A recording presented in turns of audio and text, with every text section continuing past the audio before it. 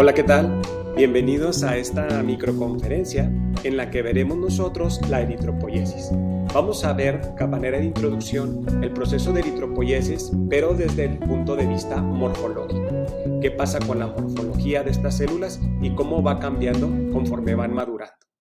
En este sentido, pues, una vez que la célula ya se definió por ser parte de la serie eritroide, es decir, ya sufrió un proceso de diferenciación, continuamos con un proceso de maduración.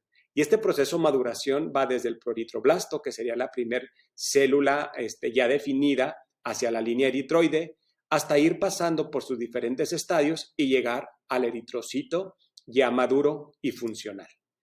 En este sentido, la secuencia de maduración es muy importante comprender desde el punto de vista nuclear y desde el punto de vista citoplasmático.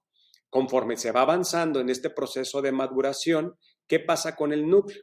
La cromatina empieza a condensarse, el núcleo se empieza a hacer más pequeño, la cromatina se pone en grumos y los nucleolos desaparecen.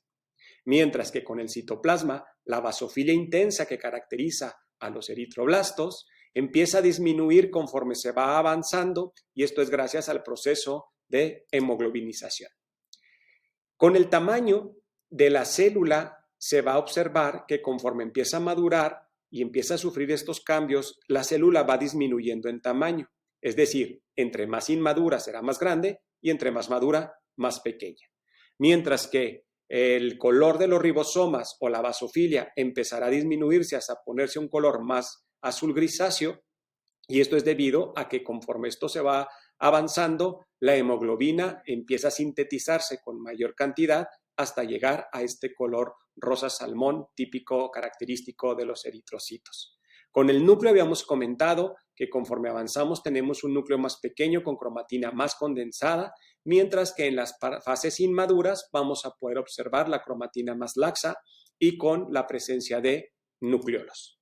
En este sentido, pues, ¿cómo es que la producción de eritrocitos se da? Pues a partir de una célula pluripotencial troncal que ya ha sido diferenciada hacia serie roja, vamos a tener nosotros que el pronormoblasto, esta primer célula eritroide ya diferenciada, empieza a sufrir mitosis, tanto el pronormoblasto, normoblasto basófilo y el policromatófilo. Estas tres fases permiten entonces que tengamos nosotros una multiplicación de células, una proliferación. Y en este sentido, pues, una vez que se convierte en normoblasto ortocromático, esta célula ya no se divide y ya solo pasará al proceso de nucleación para formar los reticulocitos y finalmente el eritrocito maduro. En este sentido, pues, de esta célula eritroide nosotros vamos a tener o a producir 16 eritrocitos. Vamos a iniciar, pues, con la primera célula de ellas y sus características, el pronormoblasto. El pronormoblasto es una célula grande que casi llega a medir los 20 micrómetros de diámetro. Su núcleo es redondo ovalado, su cromatina es muy laxa y se pueden observar algunos nucleolos. ¿Qué pasa con su citoplasma? Su citoplasma es altamente basófilo, lo habíamos comentado, característico de los eritroblastos, y vamos a encontrar nosotros esta estructura que vemos aquí, que es el complejo o aparato de Golgi. Una vez que esta célula se divide, me va a dar dos células hijas conocidas como normoblasto basófilo o eritroblasto basófilo. Este es de un tamaño un poco menor a lo que es el proeritroblasto. Recuerden que el anterior casi llegaba hasta los 20 micrómetros de diámetro. Y lo que vamos a observar aquí es una cromatina ya más agrupada, más en forma de grumos. Y entonces los nucleolos empezarán a desaparecer. El aparato de Golgi también es cada vez menos visible y su basofilia del citoplasma pues es muy característica en esta fase, incluso más oscuro de su progenitor, ¿no? Cuando nosotros vemos estas dos células en una misma diapositiva, podemos ver las grandes diferencias que existen entre una y otra. ¿Las puedes identificar? Tómate un tiempo para que las analices de acuerdo a las características que hemos mencionado y dime cuál corresponde a cada una de ellas.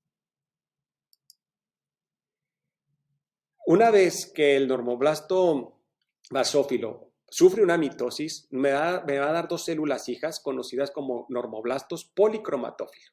y se le conoce como policromatófilo porque entonces el núcleo asemeja lo que se llaman le llaman como las ruedas o los rayos de una bicicleta, y en algunas se podrá ver con mayor claridad que otras. El tamaño ya es más pequeño, llega a medir hasta las 15 micrómetros, y conforme se va reduciendo en tamaño vamos a observar que el citoplasma empieza a ser más evidente, a diferencia de las células precursoras de ellas. Los nucleolos aquí ya no se van a observar, ya no se observan nucleolos, ya han desaparecido, ni tampoco su aparato de Golgi. Es importante hacer énfasis en que este estadio es el último que sufre una mitosis. Este sufre una mitosis y tenemos dos células hijas conocidas como normoblastos ortocromáticos. Estos normoblastos ortocromáticos ya son de menor tamaño, que van desde los 8 a los 12 micrómetros. El núcleo prácticamente ya está todo condensada su cromatina, listo para ser enucleado, para liberarlo y que se quede solo el eritrocito. Este núcleo ya no es capaz de sintetizar DNA, es por eso que ya no sufre una mitosis. En este sentido, pues, la coloración que se empezará a observar, pues es una coloración ya más rosa-naranja, que es el característico de los eritrocitos. Hagamos el mismo ejercicio. Aquí están los últimos dos estadios de maduración. Cuando los vemos ahí, podemos ver las grandes diferencias que existen entre uno y otro. ¿Eres capaz de identificar cuál es uno y el otro? ¿Cuál es el ortocromático y cuál es el policromatófilo? Posteriormente, cuando surge la enucleación, el eritrocito, al perder este núcleo, le quedan restos ribosomales en su citoplasma. Y esto es lo que se caracteriza a esta célula, que es el reticulocito. Este reticulocito se caracteriza por estos filamentos o gránulos que nosotros vamos a observar cuando lo teñimos, por ejemplo, con el azul de Crecil brillante, que quedan restos o residuos de RNA. Aproximadamente los reticulocitos ocupan hasta el 1.5% de todos los glóbulos rojos, y esto es porque la médula ósea está respondiendo a la producción o a la pérdida que se está llevando a cabo. Este dato es muy importante porque nos ayuda a diferenciar entre si la médula ósea está respondiendo a la hematopoiesis o a los requerimientos, o definitivamente hay un daño en la médula y no se está formando o generando este proceso de hematopoiesis. Por eso me ayuda a identificar, por ejemplo, entre una anemia plásica donde no hay producción versus una anemia hemolítica donde se produce por los requerimientos necesarios. Finalmente, nuestra última célula es el eritrocito.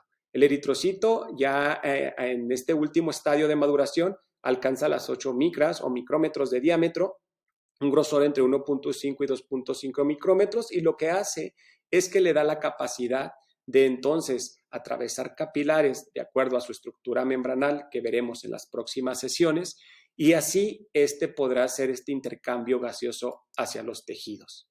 Se estima que dura hasta 120 días en circulación, y aproximadamente el 90% de él pues corresponde a hemoglobina y el 10% corresponde a agua. Dicho esto, cerramos con esta identificación. Aquí tenemos una gran cantidad de células eritroides en los diferentes estadios de maduración. ¿Puedes identificar a cuál corresponde cada una de ellas? Piénsalo un momento. ¿Has acertado? Células grandes, aparato de Golgi, núcleo altamente extenso en toda su célula y prácticamente sin citoplasma. Eritroblasto basófilo, empieza a desaparecer su aparato de Golgi y un poco más pequeño que su predecesor. La 4 y la 5, ¿a qué células corresponden? Corresponden a un ortocromático donde la cromatina ya está muy condensada y al punto de ser expulsada. ¿Has identificado ya al 6 y al 7? Correcto, policromatófilo. Su núcleo se encuentra, les decía, caracterizado por los típicos rayos como si fueran de una rueda o de una bicicleta. Hasta aquí cerramos esta sesión. Posteriormente, veremos con mayor detalle cada uno de estos procesos.